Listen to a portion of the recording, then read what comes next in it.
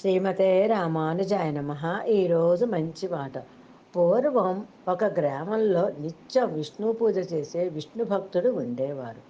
నారాయణ నామస్మరణ చేయకుండా మంచినీళ్ళు కూడా ముట్టుకోని మహాభక్తుడు. కొద్దిగా వ్యవసాయ భూమి ఉంటే సాగు చేసుకుంటూ కుటుంబం పోషించుకునేవారు. నిత్యం అనుష్ఠానపరుడు. విష్ణు నామమే ఊపిరిగా బతికే ఆ విష్ణు భక్తుడు ఏ పని చేసినా నారాయణ నామస్మరణతో చేయటం వల్ల అది మహా తపస్సయింది. అతనికి రకరకాల పూలతో విష్ణువుని అలంకారం చేసి మురిసిపోవటం, పూలతో అర్చన చేయటం చాలా ఆనందంగా ఉండేది. వీరి భక్తిని ఒక మేకలు కాచే గొల్లవాడు గమనిస్తూ వారిలాగా పూజ చేయలేకపోయినా నారాయణ నామస్మరణ చేయటం అలవాటు చేసుకున్నాడు. వారిలాగా మంత్రాలతో అనుష్ఠానం చేయలేను కనుక కనీసం వారు చేసే పూజలో ఏదో రూపంలో పాలు పంచుకోవాలని ఆశతో ఒకరోజు విష్ణుగానం చేస్తూ అనేక రకరకాల పూలు చెట్లలో సేకరించి విష్ణు భక్తుని గుమ్మం ముందు నిల్చొని వివిధ రకాల పుష్పాలు వారికి చూపించి, స్వామి, నేను మీలాగా మంత్రాలతో కీర్తనలతో స్వామికి పూజ చే పూజ చేసి మెప్పించలేను. నాకు అంత చదువు లేదు. నారాయణ నామస్మరణ తప్ప ఇంకేమీ తెలియదు.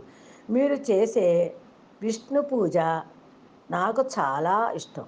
ఈ పూలను విష్ణు పూజకు ఉపయోగిస్తే స్వామి కరుణించాడని సంతోషిస్తాను. మీరు అనుమతిస్తే ప్రతిరోజు మీ పూజకు పువ్వులు సేకరించి సేవ చేసుకుంటాను అని వేడుకున్నాడు.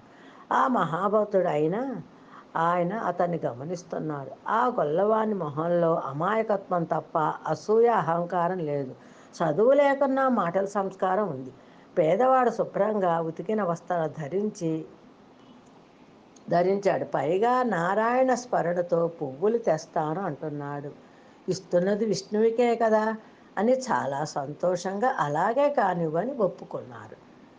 విష్ణువే వరం ఇచ్చినట్టుగా అతను పొంగిపోయాడు. ప్రతిరోజు నారాయణ నామస్మరణ చేస్తూ పూలను తెచ్చి ఇచ్చి వాడు పూజ జరిగే సమయంలో కిటికీలో నుంచి చూసి నారాయణ నామస్మరణతో పొంగిపోయేవాడు.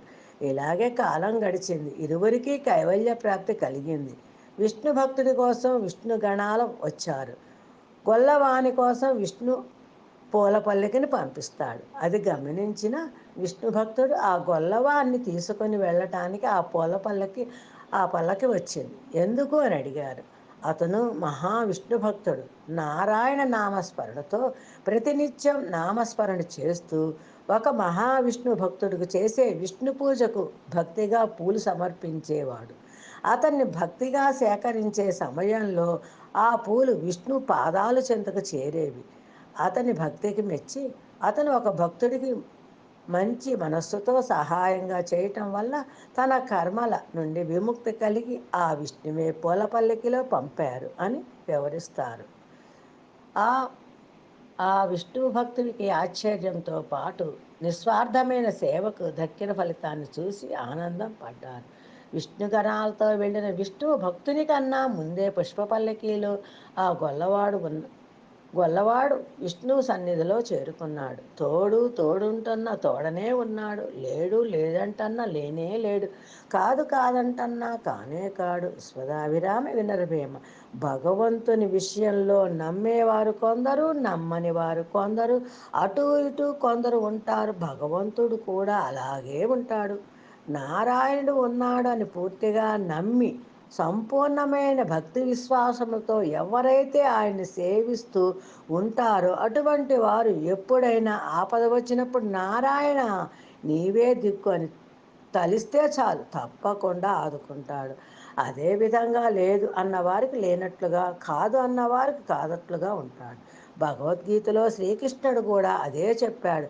నన్ను ఎవరెవరు ఏ విధంగా తలిస్తే వారిని నేను ఆ విధంగానే అనుగ్రహిస్తాను అని చెప్పాడు. జై శ్రీమన్నారాయణ.